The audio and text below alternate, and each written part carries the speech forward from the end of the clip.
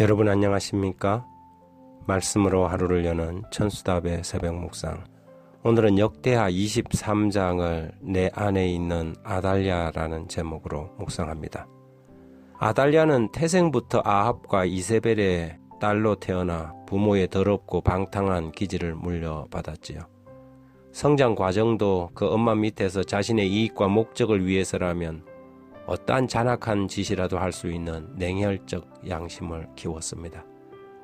유다 가문의 왕비가 되어 정적이라고 생각되는 남편의 형제들을 죽였고, 남편이 죽자 아들을 보좌에 앉히고 그를 통하여 자신의 영향력을 행사하였습니다. 하지만 불행하게도 전쟁에서 다른 아들들은 다 죽고 그 하나 남은 아들 아하시야마저 예후에 의해 죽자 자신이 직접 통치하기 위해 왕족의 씨란 씨는 모조리 참수해버린 것입니다. 마치 동물의 왕국의 사자들의 무리처럼 우두머리가 바뀌면 다른 새끼들을 다 물어 죽여버리는 짐승과 같은 비열한 짓을 하였습니다.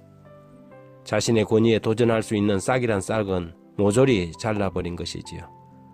권력을 향한 탐욕은 이 여인 아달랴에게 일상이었고 지극히 자연스러운 욕망이었습니다. 그렇게 자신의 권좌에 앉아 여왕으로 보낸 세월이 7년이 흘렀습니다. 계시록 18장 7절에는 그가 어떻게 자기를 영화롭게 하였으며 사치하였던지 그만큼 고난과 애통으로 갚아주라. 그가 마음에 말하기를 나는 여왕으로 앉은 자요 과부가 아니라 결탄코 애통을 당하지 아니하리라 하니. 하지만 마침내 심판의 날이 다가오고 있었습니다. 제사장 여호야다와 그 아내가 왕자들의 죽음 가운데 숨긴 요아스가 점점 성장해 가고 있었지요. 23장 1절 2절에 제7년에 여호야다가 용기를 내어 백부장 곧 여로함의 아들 아사랴와 여호하난의 아들 이스마엘과 오벳의 아들 아사랴와 아다야의 아들 마아세야와 시그리의 아들 엘리사밧 등과 더불어 언약을 세우매 그들이 유다를 두루 다니며 유다 모든 고을에서 레위 사람들과 이스라엘 족장을 모아 예루살렘에 이른지라. 제사장 여호야다는 치밀하고 철저히 준비를 하였습니다. 물샐 틈 없는 경비와 어린 왕을 보위할 군사들을 적재적소에 배치하였지요. 분명히 7년의 세월 동안 아달랴의 세력들이 왕궁 여기저기에 포진해 있었고 비밀이 새어나간다면 그 사는 실패로 돌아갈 것이었습니다.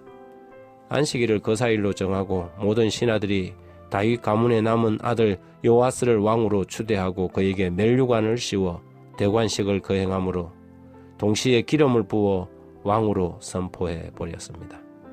12, 13절에 보면 아달랴가 백성들이 뛰며 왕을 찬송하는 소리를 듣고 여호와의 전에 들어가서 백성에게 이르러 봄에 왕이 성전 문 기둥 곁에 섰고 지휘관들과 나팔수들이 왕의 곁에 모셨었으며 그 땅의 모든 백성들이 즐거워하여 나팔을 불며 노래하는 자들은 주악하며 찬송을 인도하는지라.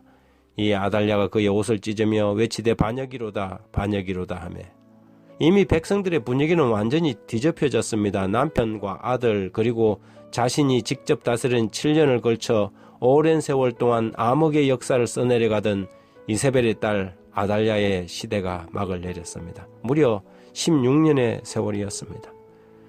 아달랴를 읽어 내려가다 보면 문득 내 안에 있는 아달랴를 만납니다. 예수님의 죽음 앞에서도 서로 높고자 했던 제자들 안에 있었고 세상 사람들 안에 웅크리고 앉은 그 아달랴를 보게 되는 것입니다. 겸손을 설교하고 날마다 교만하지 말도록 자책하며 스스로 겸비한 척하지만 태성적으로 타락한 아담의 후손으로 태어난 세속적 자아인 아달랴를 내 안에서 발견하게 되지요. 날마다 그녀가 내 안에서 되살아나 스스로 높아지려고 기지개를 펴니다. 절망. 나는 아달랴 앞에서 절망하게 됩니다. 내 안에 이렇게 추하고 더러운 욕망이 폭발 직전의 분화구처럼 들끓고 있다는 사실 앞에 절망밖에는 할 수 있는 것이 아무것도 없음을 발견합니다. 오호라 나는 공고한 사람이로다. 이 사망의 몸에서 누가 나를 건져내랴. 참 아이러니하게도 이 사망의 몸이란 놈은 역설적이지만 죽어야만 사라질 수 있는 것입니다. 아달랴는 죽음으로 그의 끝을 맺었습니다. 저는 오늘 내가 죽지 않으면 이 비열한 욕망을 위해 또 치열하게 싸우는 아달랴의 삶을 살게 될 것을 압니다.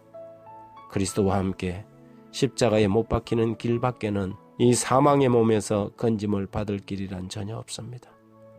주여 나를 떠나소서 나는 죄인이로소이다. 하나님 아버지, 매 순간마다 아버지를 슬프게 해서 죄송합니다. 탕자 같은 죄인은 아들의 신분이 합당치 않고 품꾼의 하나로도 넉넉하오니 아버지를 멀리서 바라볼 수만 있다면 그것만으로도 족한 죄인입니다.